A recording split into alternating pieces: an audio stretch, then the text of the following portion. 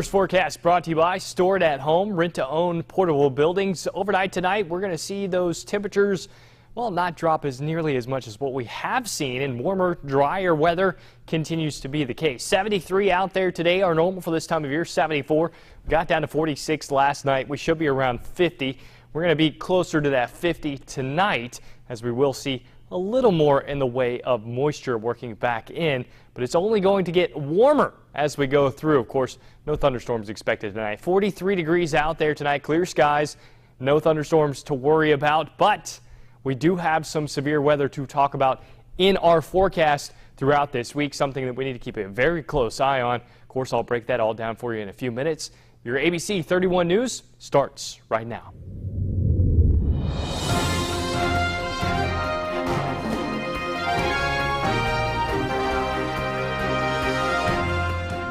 Welcome to ABC 31 News Tonight. I'm Scott Beadle. Crest Industries is celebrating 60 years by hosting its third annual Job Shadowing Day. That is our big story on this Tuesday night. This morning, students stepped away from their books and stepped into Crest Industries for a day of job shadowing. For 6 decades now, Crest Industries has been working to grow a strong workforce locally and across the state. Students were able to learn about engineering and design, project management, accounting, and finance. Our goal is that students understand that Crest Industries is a great employer here in central Louisiana and a wonderful opportunity that if they leave and go to school elsewhere, they can always return back home and they'll have opportunities for employment right here with really good paying jobs, and they'll also have an opportunity to grow and continue to support the community in central Louisiana. Crest Industries is always on the hunt for new employees. For more information on how you can apply, visit their website at crestoperation.com and click on Work With Us. Natchitoches drug agents have arrested 2 people for money laundering on behalf of a prisoner. They are 34-year-old Tammy Warren and 27-year-old Aquilius Harris, both of Natchitoches Parish. Drug agents say they collected funds on behalf of Reginald Warren, who was dealing drugs from inside the Natchitoches prison. Rapides deputies arrested a man this morning on an outstanding warrant.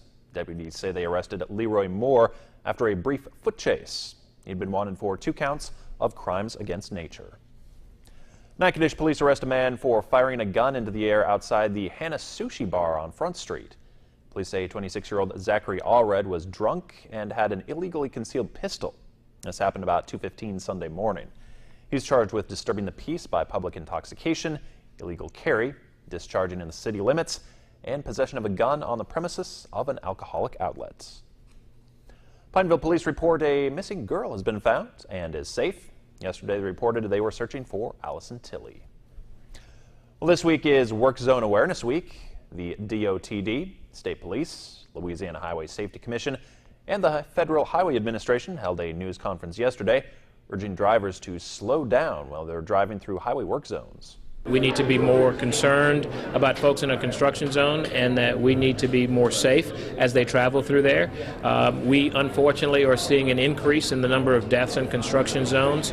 Last year alone, we went from 5 the year before to 12 last year in terms of deaths in Louisiana. There have been over 765 deaths nationwide, and so it's an opportunity to bring attention to something that we sometimes take for granted.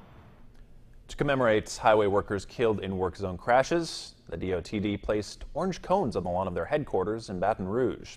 A monument to DOTD workers killed in the line of duty was also unveiled during that news conference. The Rotary Club of Alexandria Grant Committee announced their grant recipients today at the weekly meeting. They chose 7 nonprofits to work on projects in Cenla.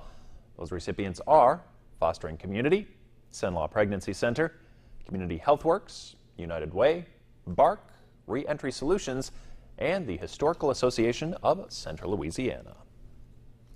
The Friends of the James C. Bolton Library are holding a 2-day book sale on the LSU campus. That sale is taking place on the first floor of the library. All paperback books and books on tape are just 50 cents. All hardcover books, audiobooks on CD, and DVDs are $2 each. Tomorrow will be the second and final day of the sale from 9 a.m. to 5 p.m. All the proceeds will go toward the purchase of various library materials. The city of Pineville has some events coming up during the month of April that baseball fans might just be interested in. First on the list is the Junior Home Run Derby, followed by the Pitch, Hit, and Run event. It's a program through Major League Baseball, and it gives kids an opportunity to compete on a local level. We're going to have a 200-foot field. If they win on a local level, they go to the regionals. If they win there, they get a chance to go to the Major League All-Star game during Major League All-Star weekend. April the 17th, it's going to be at the Wardville Softball/Baseball Complex, and we're going to promptly start at 6 p.m. A little later in the month is the Scott's Pitch, Hit, and Run. Let's talk Pitch, Hit, and Run. Right. That's a competition where the kids will compete as it relates to pitching, running the bases, and hitting for accuracy. And we're going to combine those three scores. And this is two divisions, a division for young men and a division for girls. For more information or to register for these events, you can contact Walter Guillory at the City of Pineville. Two icons in Louisiana agriculture were recently inducted into the state's Agriculture Hall of Distinction. LSU Ag Center correspondent Craig Gautreaux has that story. Margie Yates Jenkins and Pierre Pete Leno came from two different backgrounds, but they shared a common passion, a love for agriculture. Their commitment to their chosen careers led to both being inducted into the Louisiana Agriculture Hall of Distinction. The agriculture industry is vital to Louisiana and our economy, and it doesn't get as much recognition as it should or deserves.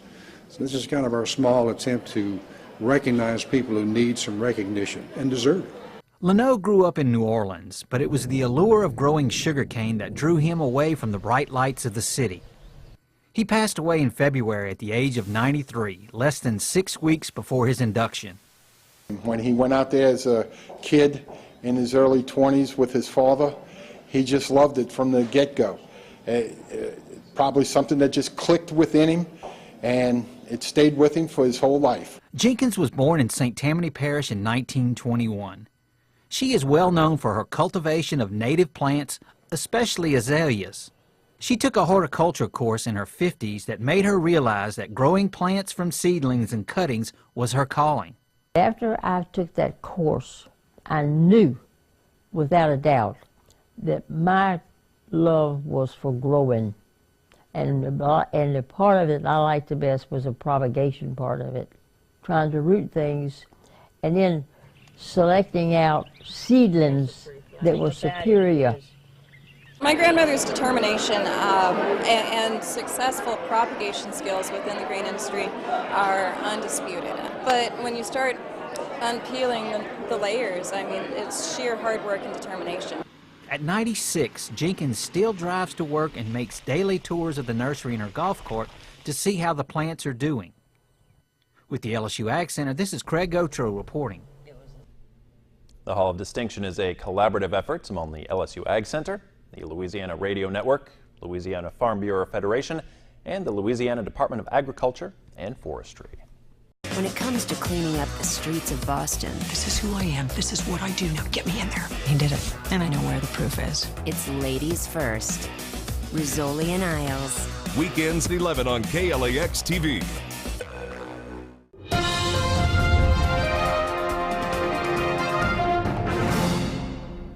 Severe weather potential is something we definitely need to keep an eye on as we go toward the end of the week. This does look like and could be the first significant tornado outbreak of the year, with a very strong low pressure system and very cold, dry air digging extremely far south. So we've already had our fair share of severe weather, and it's severe season, so why not talk about another shot at severe weather?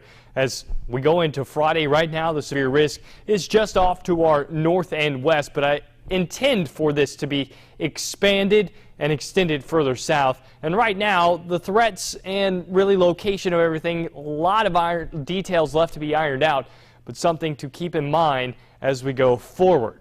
The severe threat not just going to be here, but this is why I expect it to be expanded out. It could go all the way up into Iowa and extend all the way into Middle Tennessee, depending on timing of location and exactly what's going on here. I honestly believe that this is going to be a multi-day event, not just for us, but as it goes into the southeast as well, that there's going to be several rounds of severe weather with the system. Still several days out, but something to keep an eye on for sure. Definitely something significant headed our way. Surface map out there for tomorrow. Warmer conditions with that arrow pointed right over the top of us. High pressure in control and sliding to the east. So we'll see that return flow off of the Gulf of Mexico, meaning more humid and warmer conditions over the next several days. But it will, again, be rather nice out there over the next several days. It won't be until Friday and Saturday that we have to watch any kind of weather at all. Comfortable conditions and plenty of sunshine out there for the day tomorrow, and more of the same as we go into Thursday and even Friday. Most of the day should stay dry, but it will be cloudy and windy ahead of that next system, and this is when we'll start to worry about severe weather going into Friday night and into Saturday mornings. We're going to have to keep a very close eye on that. Looking ahead late week, this is what we'll have for that setup. Big dip in the trough here in the jet stream. This is cold, dry air that will extend very far south into central Texas. That will allow for very strong winds aloft to help shear those thunderstorms off, as well as a dry line to form out in front of that cold front. So this is all setting the stage for discrete supercells to develop out in front of that cold front, which spells, well, tornadic activity. So we're going to have to keep a very close eye on that. 43 out there tonight, clear skies, nothing to worry about weather-wise tomorrow, and a very, very nice day. 76, plenty of sunshine and comfortable. In our extended forecast, we'll see that severe threat Friday night going into Saturday, and then much cooler behind that will warm up into the middle part of next week. Scott? Thanks for watching. Have a great night. Good morning, Central Louisiana. Good morning, America. Look for your local weather updates during GMA. Brought to you by LSUA. Find your way to A. Participate in a day of fun and festivities at St. Mary's Superhero Challenge 5K. Join us as we celebrate local heroes who impact our community every day. It's April 14th in downtown Alexandria. Register your team for the Fishing for a Cause Bass Tournament at the San Miguel Park in Toledo Bend. All proceeds of the tournament benefit the Children's Miracle Network. The Hope House of Central Louisiana is hosting their first golf tournament at Oak Wing Golf Course Saturday, April 21st. Show your support. Register today and tee off for hope. April 13th is the Rapides Cancer Center's third Colors of Courage 5K and Color Run. Meet us downtown at 6 to benefit the American Cancer Society. For more community events, visit us on Facebook or at KLAXTV.com.